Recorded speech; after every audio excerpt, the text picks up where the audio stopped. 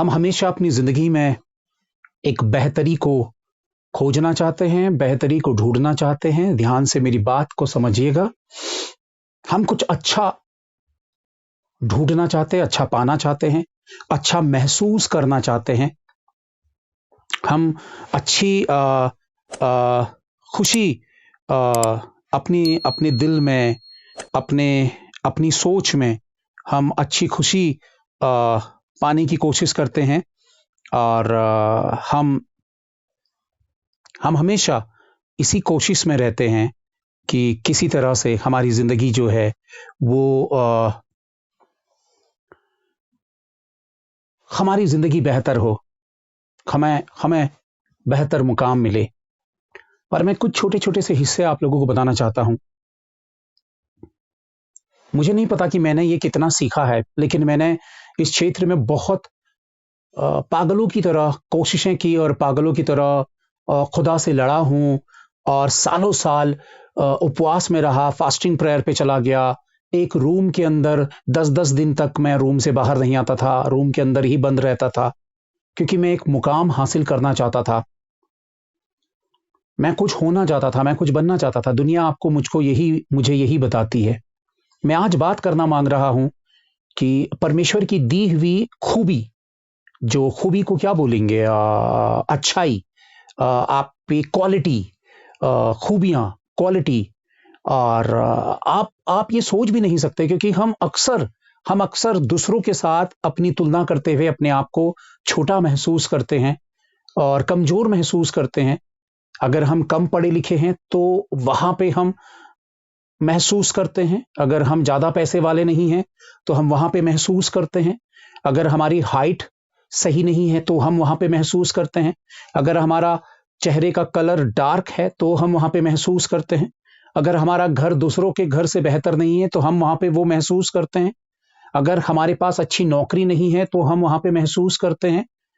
तो ये बहुत छोटी छोटी छोटी छोटी चीजें जो हैं, वो हमारी जिंदगी से वो सब कुछ बिल्कुल अलग कर देती है, जो वाकई बहुत खूबसूरत और बहुत भला है। और ये चीज मैं आप सबसे ये शेयर करना चाहता हूं कि परमेश्वर ने अपनी बहुत ही खूबसूरत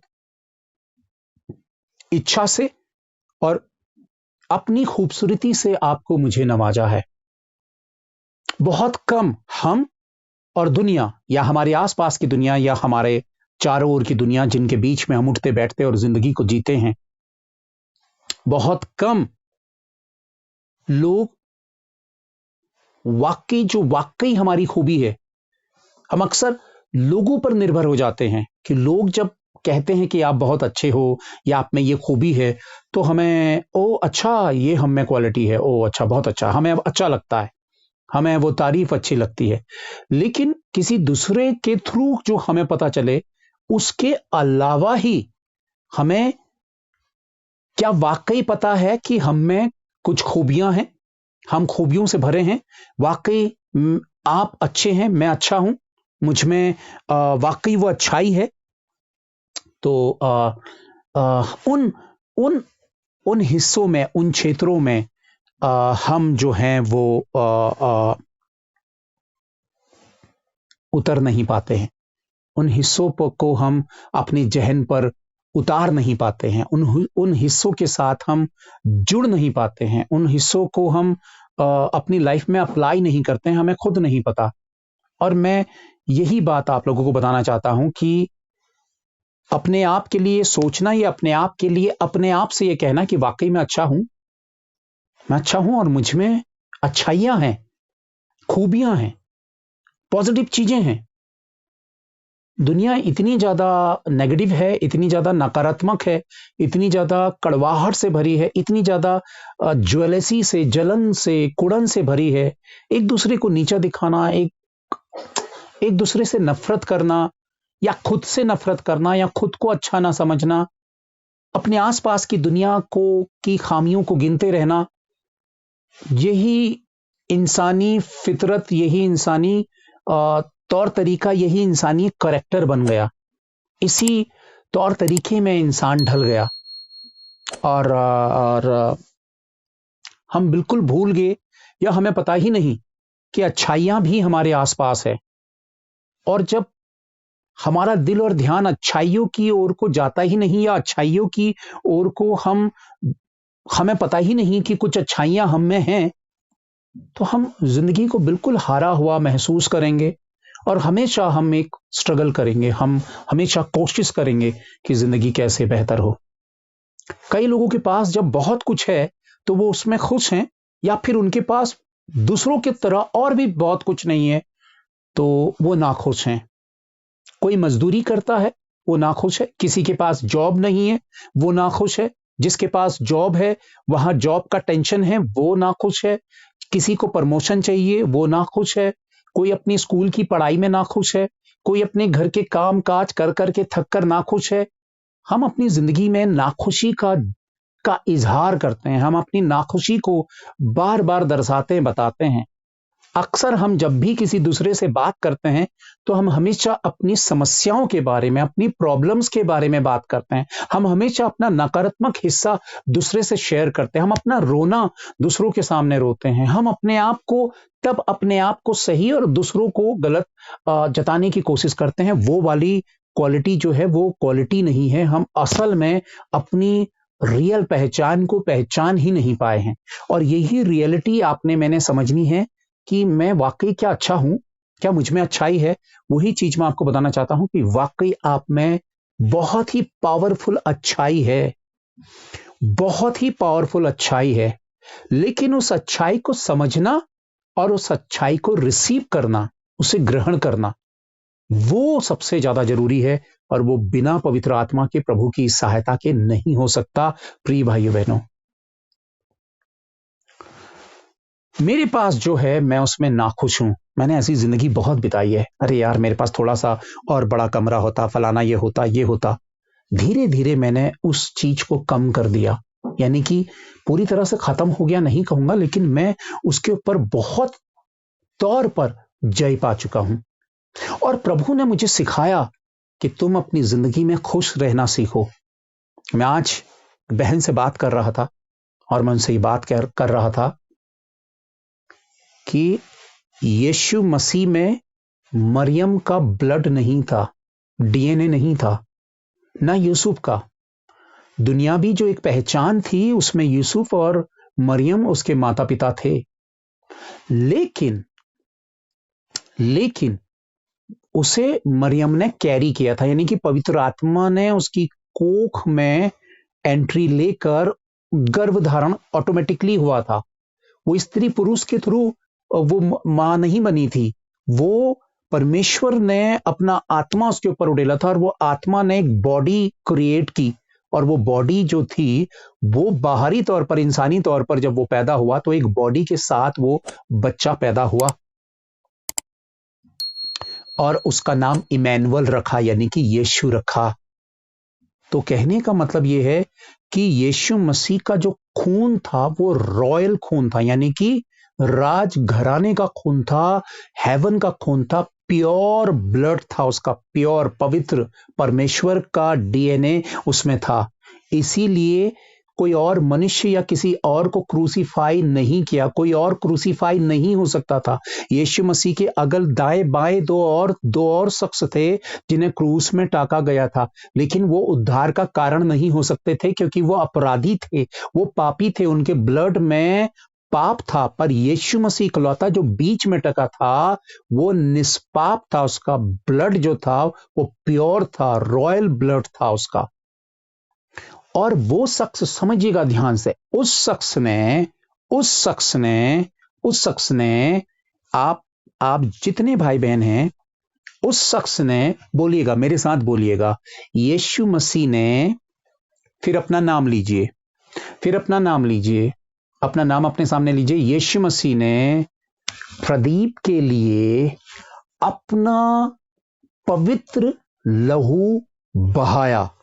अपना नाम लेकर बोलिए, और अपने पवित्र खून से, अपना नाम लीजिएगा, मैं अपना नाम ले रहा हूं, प्रदीप को खरीद लिया, शैतान के जबड़े से छीन लिया। आप और मैं शैतान के हाथों में थे, पाप की गर्त में थे, गंदगी में थे, लेकिन यीशु मसीह ने जो कलवरी क्रूस पे किया, उसका पवित्र लहू से उसने आपको खरीदा और खरीद के उसने आपको शैतान के जबड़े से खींच निकाला और अपना बना लिया। जब आप बाजार जाते हैं, मार्केट में जाते हैं, कोई चीज खरीदते हैं, तो वो चीज खरीदने के बाद आपकी हो जाती है। दुकानदार, शॉपकीपर आपसे आकर ये नहीं कहता है कि ये मेरा, उस पर अपना हक नहीं जताता है। क्यों? क्योंकि आपने उसकी कीमत चुका दी है। अब वो दुकानदार की नहीं रही, अब वो आपकी हो चुकी है, आप उसके साथ कुछ भी करें। ऐसे ही पहले आप और मैं शैतान के थे, यीशु ने अपने खून की कीमत चुकाकर आपको खरीद लिया। अब आप पूरी प्रॉपर तरीके से यीशु के हैं। आपके मन में कोई डाउट्स नहीं होनी चाहिए कि यीशु मसीह में मैं हूं या नहीं हूं, यीशु मसीह मेरा है या नहीं है। ये शैतानी डाउट्स हैं, ये शैतानी डाउट्स को क्या बोलेंगे? शक है, संदेह है, जो हमारे मनों पर शैतान उठाता है और हमेशा आपके और परमेश्वर के रिश्तों के बीच में वो गड़बड़ी सा पिक्चर आपको दिखाता है। वो दिखाएगा कि आप प्रभु से बहुत दूर हो, प्रभु के साथ नहीं फलाना और ये वो सो। पर आप अगर यीशु मसीह पर विश्वास कर रहे हैं, तो आपके लिए कीमत चुकाई जा चुकी है, रॉयल ब्लड, और आप उस खून से प्रॉपर, कंप्लीटली, प्रॉपर तरीके से यीशु के हो चुके हैं। आधे अधूरे 30%, 70%, 50%, 55%, 95%, 99% नहीं, बल्कि 100% आप यीशु के हो चुके हैं। और क्यों हो चुके हैं? यीशु ने क्यों आपको बनाया? ताकि आप स्वर्ग में उसके साथ महिमा में उठाए जाओ। नो, बीच में नो डाउट्स, नो कुछ और नथिंग, कुछ और कुछ भी नहीं। लेकिन उसके बीच में जब हम लाइफ को जीते हैं, तो हम शरीर की जिंदगी भी जीते हैं और वहां से शैतानी संघर्ष शुरू होता है और आप और मैं संदेह में चले जाते हैं। क्या मैं अपना उद्धार खो सकता हूं? हां, मैं अपनी गलतियों के थ्रू, अपनी गलत रास्तों के थ्रू और अपनी जिंदगी को संसार के हाथों में फिर से दे देने के थ्रू मैं अपने उद्धार को खो सकता हूं। तो आपकी खूबी क्या है? कि आप यीशु की संतान हैं। बोलिएगा, मेरी खूबी ये है कि मैं यीशु की संतान हूं। यीशु ने अपने खून से मुझे अपना बना लिया है। मेरी बात आप समझ रहे हैं? आपकी सबसे बड़ी अच्छाई कि मैं यीशु का हूं, मैं स्वर्ग का हूं, और वाकई आप अच्छे हैं। आप वाकई अच्छे हैं। आप जानते हैं कि मैं झूठ मूठ कुछ नहीं बोलता हूं और व्यर्थ की बातें, खास तौर पर जब मैं मीटिंग ले रहा होता हूं, तो मैं वो व्यर्थ की बातें नहीं कर रहा होता और ना ही मैं झूठ मूठ आपके लिए कुछ क्रिएट कर रहा हूं, बल्कि ये सच बोल रहा हूं कि आप में, मुझ में अच्छाई है।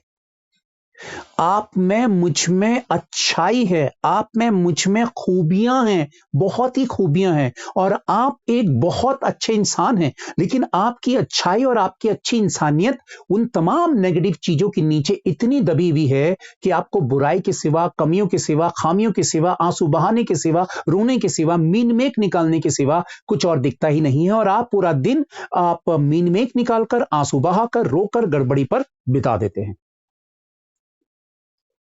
आपकी अच्छाई जो है वो दबी हुई है बुराई के तले, और आप वाकई अच्छे इंसान हैं। आप अच्छे हैं। और जिस दिन आपको ये एहसास, आपको क्या, हर किसी को ये एहसास हो जाएगा कि मैं अच्छा हूं। अब आप कैसे अच्छे हैं मैं बताना चाहता हूं। क्योंकि आप परमेश्वर की रचना हैं, इसलिए आप अच्छे हैं। आप परमेश्वर की रचना हैं, इसलिए आप अच्छे हैं। परमेश्वर ने आपको अपना बनाया है।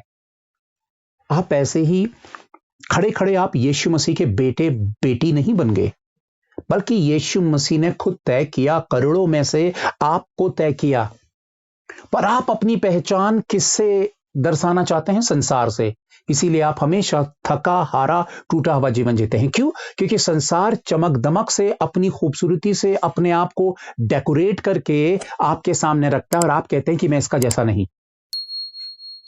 आप कहते हैं कि मैं इसका जैसा नहीं। देखिए, यीशु मसीह को आप क्या कहते हैं? यीशु मेरा बाप है। आप यही तो कहते हैं कि यीशु मेरा पिता है, मेरा बाप है। और अगर यीशु आपका बाप है तो बाप से किसकी शकल मिलेगी? बेटे की, बेटी की। अगर आप कहते हैं कि यीशु मेरा बाप है, आप बेटी हैं, बेटा हैं, यीशु मेरा पिता है, मेरा अब्बा है, मेरा फादर है, मेरा बाप है, मेरा डैडी है, जब आप कहते हैं तो अगर वो उसे आप अपना बाप कहते हैं तो उससे आपकी शकल मिलनी चाहिए। तो इसका मतलब है संसार के किसी भी, चाहे कोई भी वो फिल्म स्टार हो, दुनिया का कोई भी रॉक स्टार हो, दुनिया की आंखों से कोई भी कैसा ही खूबसूरत दिखने वाला हो, आप अगर उससे अपने आप को कंपेयर कर रहे हैं तो आपने अपने बाप को यह जता दिया कि मैं तेरी औलाद नहीं हूं, मैं इससे अपने आप को कंपेयर कर रहा हूं, इसकी शकल से मेरी शकल मिलती है, तो इसका मतलब ये मेरा बाप है।